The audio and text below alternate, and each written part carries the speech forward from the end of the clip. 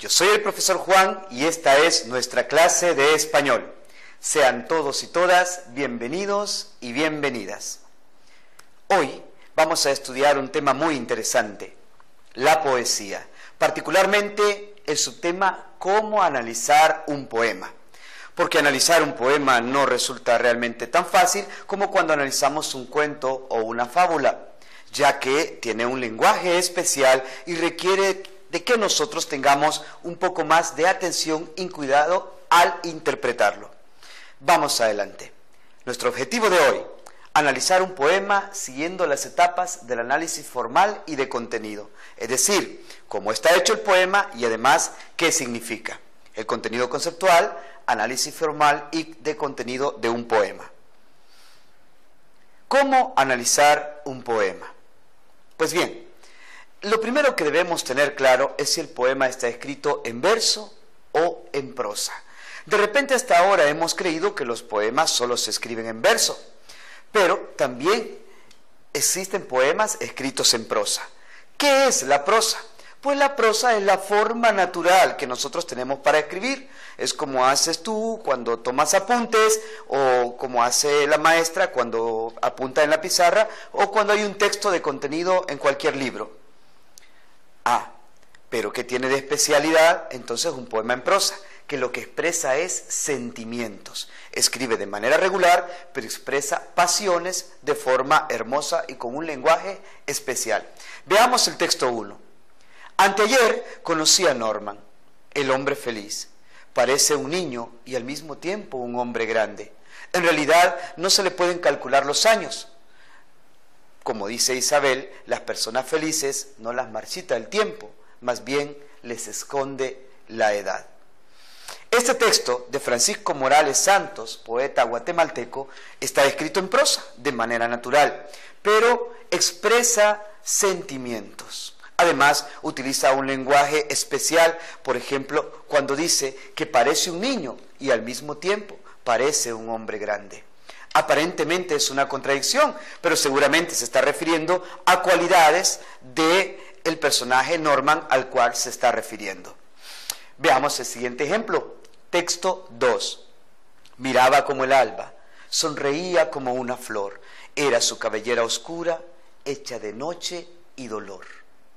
¿Sientes la diferencia entre un texto y el otro?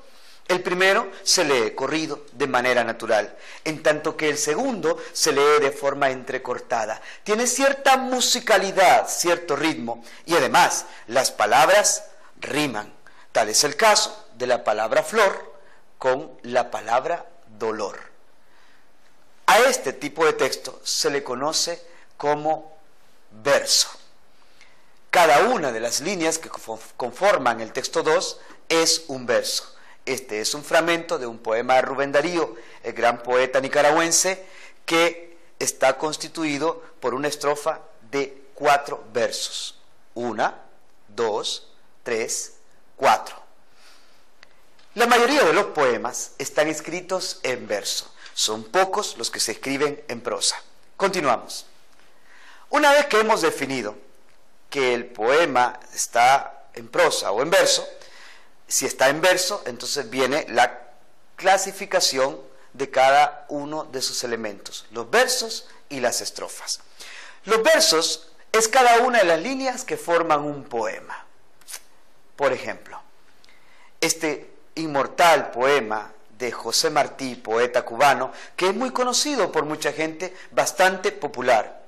Cultivo una rosa blanca, en julio como en enero, para el amigo sincero que me da su mano franca, y para el cruel que me arranca el corazón con que vivo, cardo ni ortiga cultivo una rosa blanca.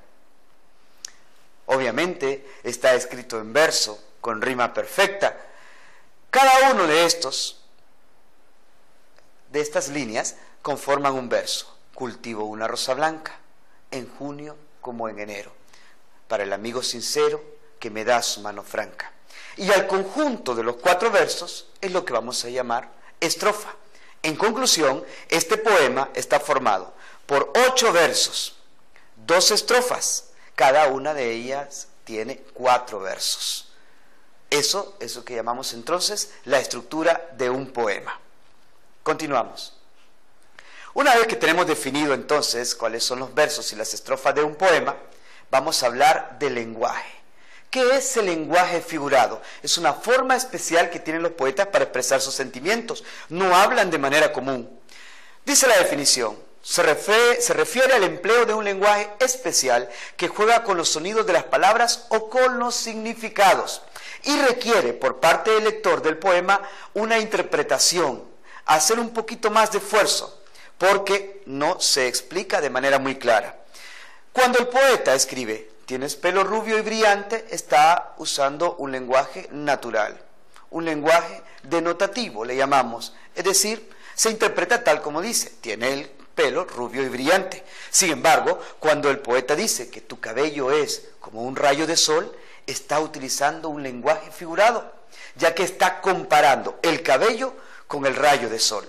Entonces, como lector, tú te preguntas, ¿en qué se parece el cabello a un rayo de sol? Exacto, puede ser en el color y en la brillantez, como lo mencionamos arriba. Es como cuando comparamos el negro de los ojos con una noche oscura, o cuando decimos que los ríos son serpientes de plata que viajan hacia el mar. Entonces dices, ¿en qué se parecen los ríos a las serpientes de plata? Eso es el lenguaje figurado, y esa es la principal característica de la poesía.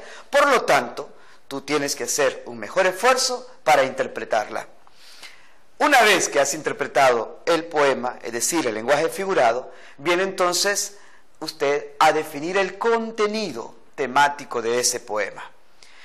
El contenido se refiere a las ideas o temas que el escritor quiere comunicar. Un poeta puede hablar de amor o de desamor, puede cantar alegría como puede lamentar tristeza, puede celebrar la vida como puede lamentar la muerte. Lo importante es que exprese esos sentimientos por medio del lenguaje figurado y por medio de la belleza del lenguaje. Entonces, es nuestro trabajo como lectores definir qué quiere decir el poema. A eso se le llama contenido temático. Veamos este ejemplo del poeta hondureño Alfonso Guillén Zelaya. Es una estrofa de un soneto, de un poema que él escribió. Señor, dame un camino y empújame a la mar. Mándame a todo rumbo por bosques y desiertos, por llanos y guijarros o por floridos huertos, que me siento cansado de tanto descansar. Vemos como el poeta Alfonso Guillén Zelaya hace una imploración a Dios, que le dé camino, que lo impulse a hacer algo. Cuando dice en lenguaje figurado que no importa si es por floridos huertos o por llanos y guijarros, se refiere que el camino puede ser tan hermoso como un jardín lleno de flores, o tan difícil como caminar sobre piedras, sobre guijarros, con los pies descalzos. No importa. Dice el poeta, Señor, que me siento cansado de tanto descansar. Fíjate qué interesante ese último verso, sentirse cansado de tanto descansar. Pareciera una contradicción, pero estoy seguro que tú, como yo, lo entendemos bastante bien. El poeta ya no quiere seguir siendo un ser pasivo, quiere actuar, quiere hacer algo, posiblemente por su sociedad. Entonces, de esta manera hemos interpretado el contenido de este poema, o particularmente de estos versos de Alfonso Guillén Zelaya. Pues bien, vamos entonces a la hora de la tarea. Busca 5 poemas de escritores hondureños, asegúrate de eso, que sean hondureños. Léelos en voz alta y con entonación. Para eso debes practicar en casa, que te escuche tu familia, tus papás, tus hermanitos, para que cuando llegues a la escuela lo puedas hacer bastante bien. Una vez que hayas presentado tu lectura de tus poemas ante tus compañeros, vas a seleccionar uno de ellos y vas a escribir el análisis de este poema siguiendo los pasos que hemos mencionado. Te lo recuerdo. Primero, recordar si está escrito en prosa o en verso. Segundo, si está en verso, entonces definir cuántos versos tiene y cuántas estrofas tiene.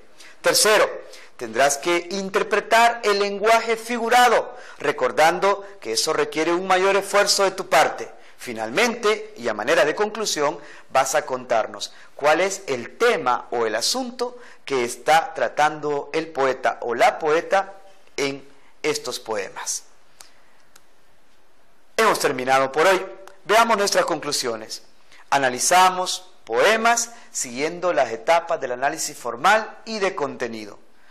Nuestros contenidos conceptuales, el análisis formal y de contenido de un poema. Espero que te haya gustado y nos veremos hasta la próxima.